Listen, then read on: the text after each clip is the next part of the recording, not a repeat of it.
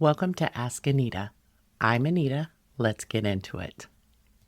The questions on the show come from real people in real situations. Friends, family, community members, and listeners who submit through the link in the show notes. It doesn't matter how they reach me. The names are always protected. The questions are always real.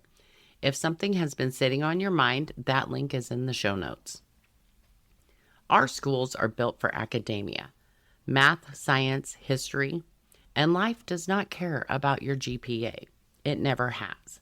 You still have to pay rent, buy groceries, write a budget and stick to it, make a house payment, balance a checking account, cook a meal, and yes, mail something with an actual stamp on it. So let me tell you what happened when a friend of mine found that out the hard way. Her daughter, a young woman who had just completed nursing school, did not know that you needed a postage stamp on an envelope to mail it. My friend didn't find out until the envelope came back to her. Did I mention she works at the post office? And before I let my friend off the hook, my daughter was 22 years old before she figured out how to fill out an actual check. But here's the thing. It's actually not funny. That's a gap, a real one. And it didn't come from nowhere. Where does that knowledge come from? When I was growing up, we had classes for this. Home economics. You learned to cook a meal, you learned to sew a button, and there was an economics class that didn't teach you about world markets. It taught you how money actually works in your real life, how to balance a checkbook, how to make a budget, how to understand what things actually cost. Those classes are mostly gone now. So who fills that gap? We do, as parents. That's just the truth of it. And here's what got me. I didn't even know my daughter couldn't fill out a check until it came up. My friend didn't know about the stamp until the envelope showed back up at her job. We assumed someone had taught them, but nobody did. So I want to challenge every parent listening right now.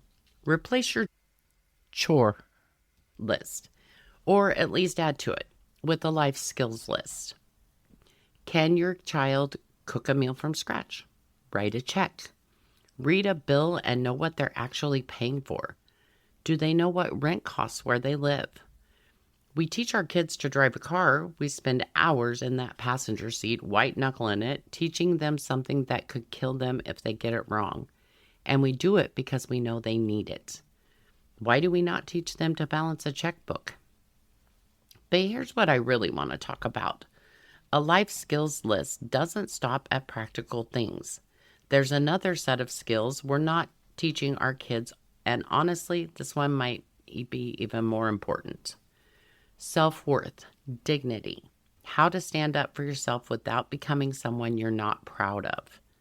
I see parents on TikTok having their little ones stand in front of a mirror saying, "I'm smart, I'm funny, I'm beautiful," and I love that. But what happens when that same child is on the playground and some kid walks up and tells them they're not good enough? Do they know what to do with that? I remember a moment when my daughter was about 4 years old. She was a chubby little girl. Some kids just are. A little boy on the playground walked up to her and said, "You're fat."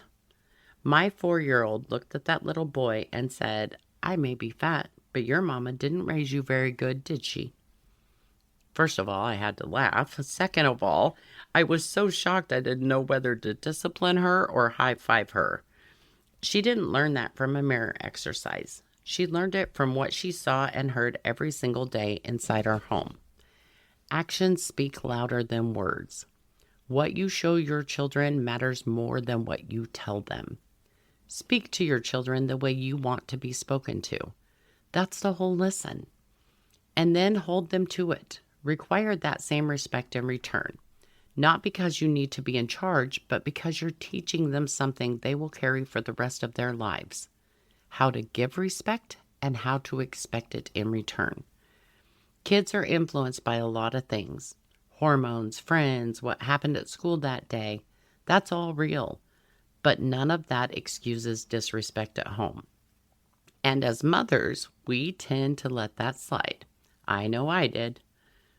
But every time we let it go, we are teaching them that it is acceptable. And it's really not. We deserve to be spoken to with respect in our own home by our own children. Require it kindly, consistently, and without apology. From the time they are small until the day they walk out of our home, your children need to be spoken to with respect, and so do you. So that when someone treats them as less than, and believe me, someone will, they already know in their bones that it isn't right. The life skills list and the self-worth list, both of them, that's what we owe our kids. And remember, be honest, be kind, and when you look in the mirror tonight, make sure you like who's looking back at you. I'll see you Tuesday.